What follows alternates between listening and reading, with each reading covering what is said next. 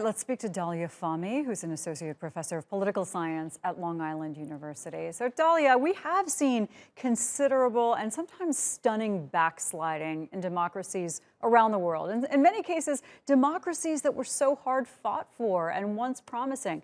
Hungary, Poland, a number of them. Even the fact that they're having this summit says a lot. So, my question to you is why? Why is this happening? So the summit is being held because if you remember, President Biden was vice president to President Obama, and this was part of the Obama agenda. And he's looking to kind of replicate the success on the international world stage.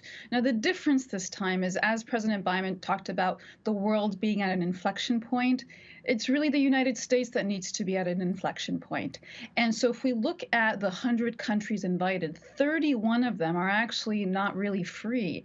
They're categorized by Freedom House as being partly free, and 3 of them are considered not free. So it's questionable who's invited and who's disinvited or was not invited. Yeah, Now, but beyond that, you look at what's happening inside of the United States, it questions whether this summit can lead to tangible results, because we have our own conversation here about election security, about the trends of de-democratization within the United States, about voting rights. And today, voting rights are under attack in about 34 states in the United States. Police brutality, the misuse of force. Freedom of the press, which was discussed. The United States has historically been backsliding on freedom of the press. If you recall, it was fake news and the press is the enemy of the people came out of the United States in the past couple of years. Now, we know that on several democracy indices, the U.S. has been backsliding for the past 5 years consecutively. If you look at information and disinformation campaigns around COVID-19, they originate here in the United States. And then, of course, January 6th and the lack of accountability. And today in the United States, when we talk about women's reproductive rights, it's really tied to questioning whether or not the Supreme Court is indeed an independent body of politics, and if it's really the last and final check on the Constitution. right, So absolutely. But all of these issues, Dalia, the Biden administration opposes these. A lot of this is legacy from the 4 years of the Trump administration. So, okay, we can criticize the U.S. all we want for backsliding, but that joke is not lost on the Biden administration. So much better that they're having a democracy summit than not having one, correct?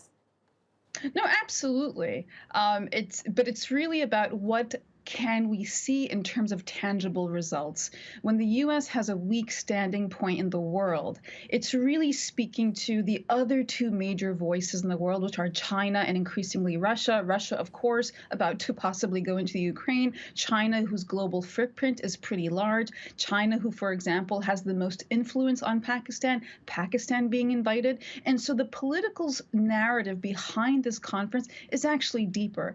It's trying to reinsert the United States on the international world stage as a global power player after 5 years of seeing it recede. So it's really about putting the U.S. back in terms of its prospective power vis-a-vis China and Russia at the same time. Sure. I mean, we can see lots of reasons why they would want to have this, but my question is more, why are we seeing this backsliding all over the world, including, yes, in the United States?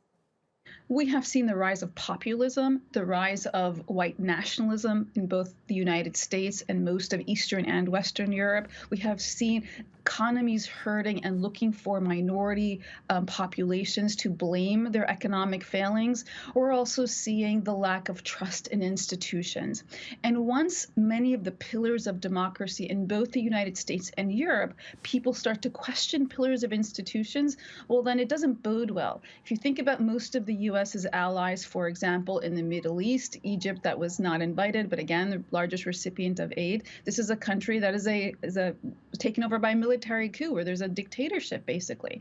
And so the U.S. doesn't find itself in good company in terms of who its allies are. We're seeing the rise of anti-minority language in France, in elements of the UK and in Western Europe, which we didn't see before. And so the entirety of the world has, in the past few years, have been backsliding, not just in terms of freedom of the press and freedom of expression, but in protections of minority groups and the inclusion of everyone as equal citizens. And once this moved from the fringe to the mainstream, from within the political establishment, and we saw the rise of Le Pen and many others in Europe, and then Trump here in the United States and white nationalism, just 10 months of the Biden administration is not going to erase that. Of course. All right, Dalia, thanks for joining us.